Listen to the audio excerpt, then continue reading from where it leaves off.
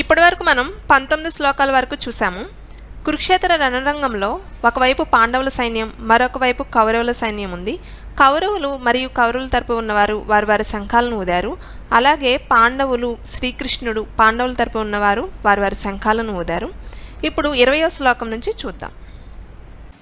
అతః వ్యవస్థితాన్ దృష్ట్వా ధార్తరాష్ట్రాన్ కపిధ్వజః ప్రవృత్తే శస్త్ర సంపాతే ధనురుద్యమ్య పాండవః హృషీకేశం తదా వాక్యమిదమాహ మహీపతే. ఈ శ్లోకంలో ఉన్న పదాల అర్థం ఒకసారి చూద్దాం. అథ అంటే తర్వాత అని, వ్యవస్థితాన్ అంటే నిలబడి ఉన్న, దృష్ట్వా అంటే చూచి, ధార్తరాష్ట్రాన్ ధృతరాష్ట్ర కుమారులను, కపిధ్వజ హనుమానుని చిహ్నంతో ఉన్న ధ్వజం గల అర్జునుడు, ప్రవృత్తే ఆరంభించుచు, శస్త్ర సంపాతే బాణములు విసురుటను, ధనుహు ధనస్సును, ఉద్యమ్య చేపట్టి, పాండవ పాండురాజు కుమారుడైన అర్జునుడు, హృషీకేశం శ్రీకృష్ణ భగవానునితో, తదా అప్పుడు, వాక్యమును ఇదం ఈ, ఆహా పలికెను, మహీపతే అంటే ఓ రాజా అని. సంజయుడు ధృతరాష్ట్రునితో ఈ విధంగా చెప్తున్నాడు.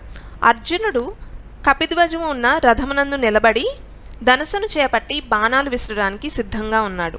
ధృతరాష్ట్ర తనయులను అంటే కౌరవులను చూసి శ్రీకృష్ణ భగవానుతో ఈ విధంగా చెప్తున్నాడు అని సంజయుడు ధృతరాష్ట్రునితో చెప్తున్నాడు. ఇక్కడ కపిధ్వజము అని చెప్పారు కదా. కపి అంటే ఆంజనేయ స్వామి, ధ్వజము అంటే జెండా. అసలు ఆంజనేయ స్వామి జెండా అర్జునుడి రథం పైన ఎందుకు ఉంది అంటే దీనికి వెనకాల ఒక స్టోరీ ఉంది. ఒకసారి అర్జునుడికి ఆంజనేయ స్వామికి మధ్య పోటీ జరుగుతుంది. అర్జునుడు అంటాడు, ఈ లంకకు ఈ వారధిని కట్టారు కదా, ఇది ఇలా రాళ్లతో వానర సైన్యం అంతా ఎందుకు ఇలా కట్టారు, శ్రీరాముడే తన బాణాలను ఉపయోగించి కట్టచ్చు కదా అని అంటాడు. అప్పుడు ఆంజనేయ స్వామి అంటాడు, అలా బాణాలతో కట్టినట్టయితే మా వానర సైన్యం యొక్క బలం ముందు ఆ వారధి ఆగదు, అది ధ్వంసం అయిపోతుంది అంటాడు. అప్పుడు అర్జునుడు అంటాడు, లేదు అలా జరగదు, నేను కట్టి చూపిస్తా అంటాడు. ఈ పోటీలో కనుక నేను ఓడిపోతే నేను ఆత్మహత్య చేసుకుని చనిపోతాను అని అర్జునుడు అంటాడు. ఆంజనేయ స్వామి, నేను ఓడిపోతే నేను నీకు సేవకుడిగా ఉంటాను అంటాడు. అప్పుడు అర్జునుడు వారధి నిర్మిస్తాడు, కానీ ఆంజనేయ స్వామి దాన్ని ధ్వంసం చేస్తాడు.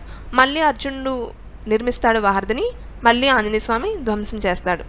అర్జునుడు మళ్ళీ ఇంకోసారి ఆ వారధిని నిర్మించడం జరుగుతుంది. ఆంజనేయ స్వామి మళ్ళీ ధ్వంసం చేస్తాడు. అప్పుడు అర్జునుడు తన ఆత్మహత్య చేసుకోవాలని అనుకుంటాడు. అదే సమయంలో ఒక బ్రాహ్మణుడు ప్రత్యక్షమయ్యి, మీకు మీరే పోటీ పెట్టుకుంటే ఎట్లాగో ఇప్పుడు నేను చూస్తాను, ఇప్పుడు పోటీ మళ్ళీ పెట్టుకోండి అని చెప్తాడు. ఈసారి అర్జునుడు వారధి నిర్మిస్తాడు. ఆంజనేయ స్వామి ఎంత ప్రయత్నించినా కానీ ఆ వారధి ధ్వంసం చేయలేకపోతాడు. అప్పుడు ఆంజనేయ స్వామి గ్రహిస్తాడు, బ్రాహ్మణ రూపంలో వచ్చింది స్వయంగా శ్రీరాముడే అని.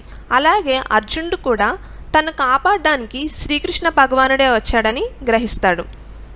అప్పుడు కృష్ణుడు వారిద్దరికీ చెప్తాడు, ఇలాంటి పోటీలు మీరు మళ్ళీ పెట్టుకోకండి అని చెప్పి ఆంజనేయ స్వామికి చెప్తాడు. ముందు అనుకున్న మాట ప్రకారం ఆంజనేయ స్వామి అర్జునుడి రథం మీద ఉండాలని. ఆ విధంగా కపిధ్వజము అర్జునుడి రథం మీదకి వచ్చింది. ఇక్కడ చూడండి, కృష్ణుడు అర్జునుడిని కాపాడాడు కష్ట సమయంలో. నిత్య భక్తులుగా ఎవరైతే కృష్ణునికి ఉంటారో వాళ్ళని కష్ట సమయాల్లో కృష్ణుడు ఖచ్చితంగా కాపాడుతాడు అని మనం ఇక్కడ తెలుసుకోవాలి.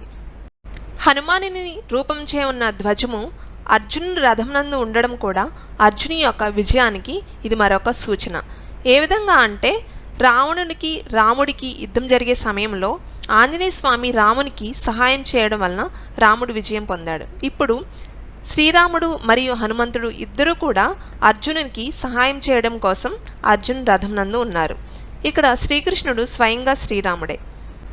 రాముడు ఎక్కడ ఉంటే తన నిత్య భక్తుడైన హనుమంతుడు అక్కడే ఉంటాడు. మరియు రాముని భార్య అయిన సీతాదేవి కూడా నిత్యం ఎల్లప్పుడూ అక్కడే ఉంటుంది. ఇవన్నీ కూడా అర్జునికి శుభసూచికలు, తన విజయానికి చిహ్నాలు. వీటన్నిటికీ మించి కూడా స్వయంగా శ్రీకృష్ణుడే అర్జును పక్కన ఉండి యుద్ధంలో మార్గనిర్దేశం చూపిస్తూ అర్జునునికి అంత సహాయం లభిస్తుంది. తన భక్తుని కోసం కృష్ణుడు ఏర్పరిచిన ఈ శుభ సూచికలన్నీ అర్జుని విజయానికి సూచనలు.